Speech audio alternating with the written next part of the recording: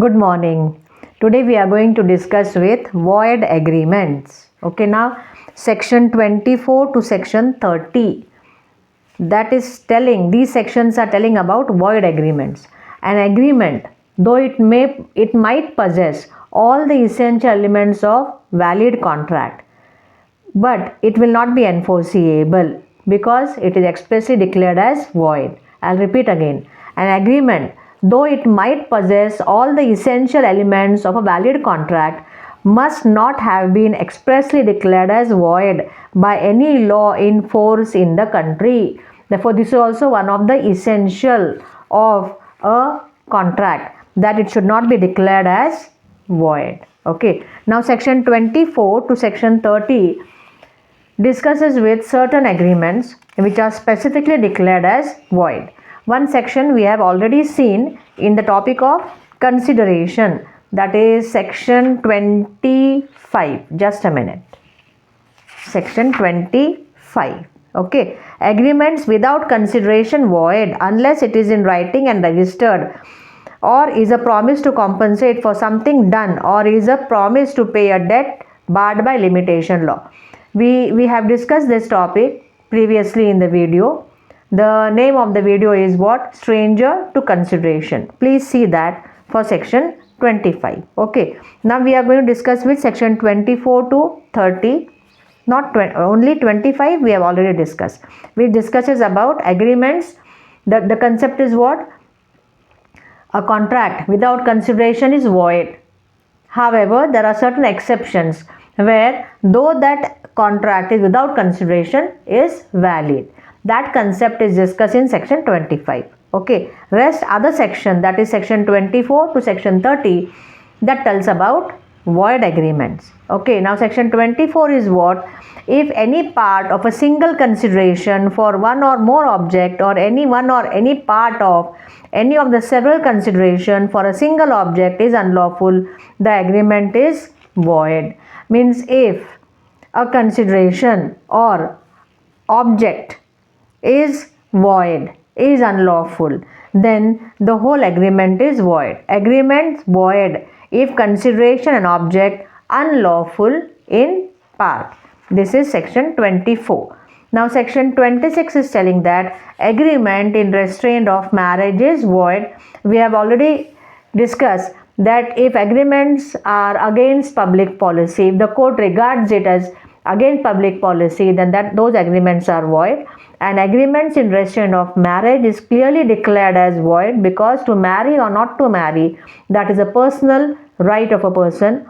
Nobody can control his right, and such a thing is being controlled by an agreement, then that agreement is void.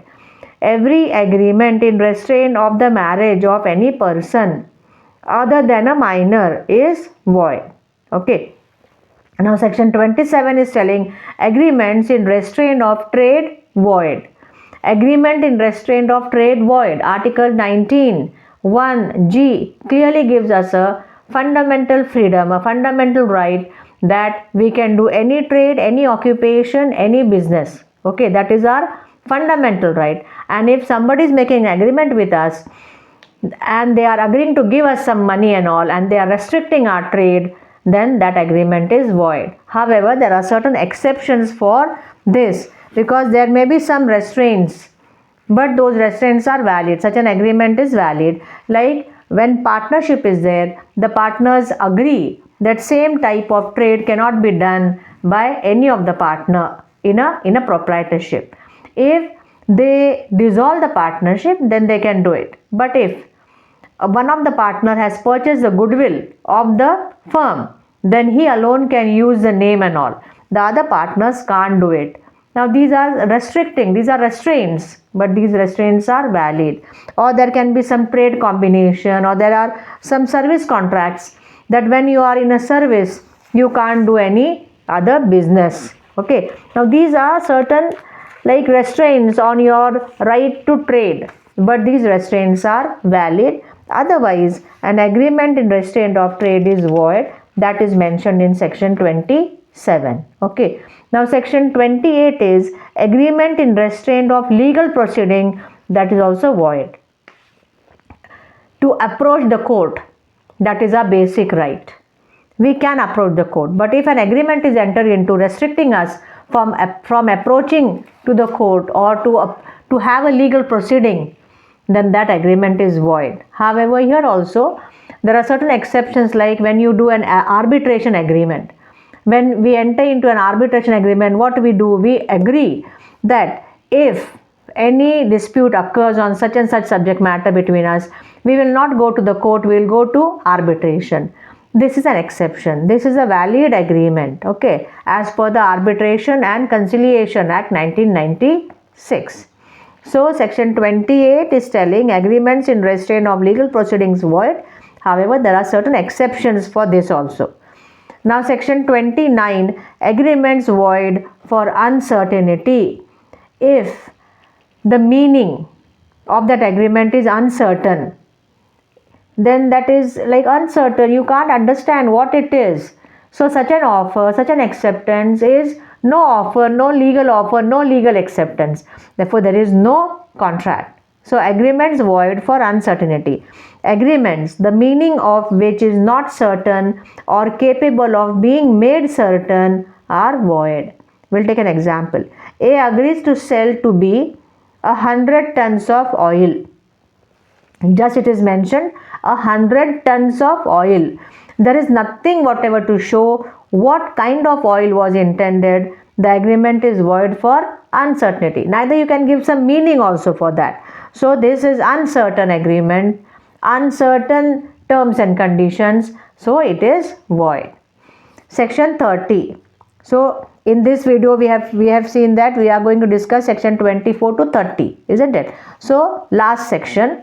Section 30, agreement by way of wager void.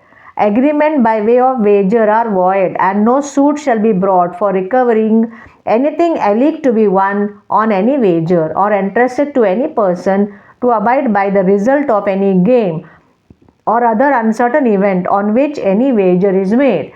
So here we have to first understand what is wager. Wager means a bet. When two persons enter into a wagering agreement, section 30 is clearly telling that wagers are void. You can't file a case to recover that money. So what is a wager? Like when two people, they agree for giving of money or money's worth. If some uncertain event is going to happen, or may have happened, or it is not going to happen, that is called as a wager. So there is some uncertain event. There is a promise to pay money or money's worth. Each person is going to stand to win or lose. Each person is not having any control over the event, and the persons are having no other interest in the event. They are just betting.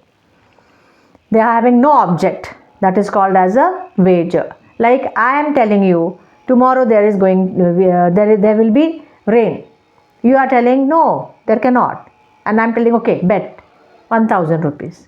No interest is there in this matter, but one interest is there about winning and losing.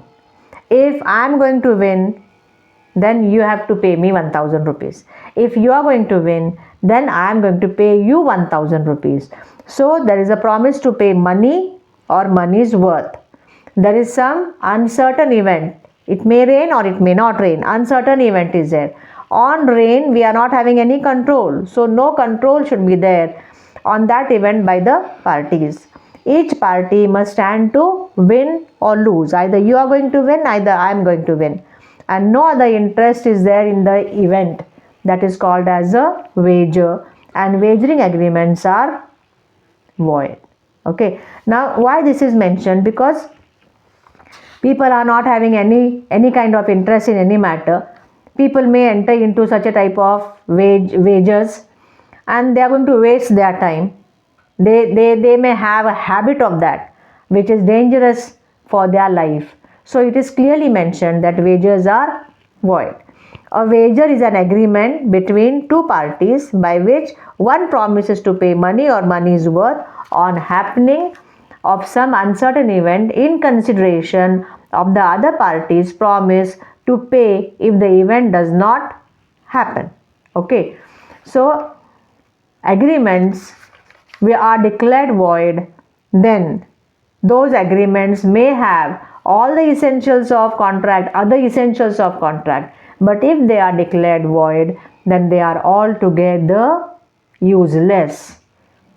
That agreement is not enforceable in law.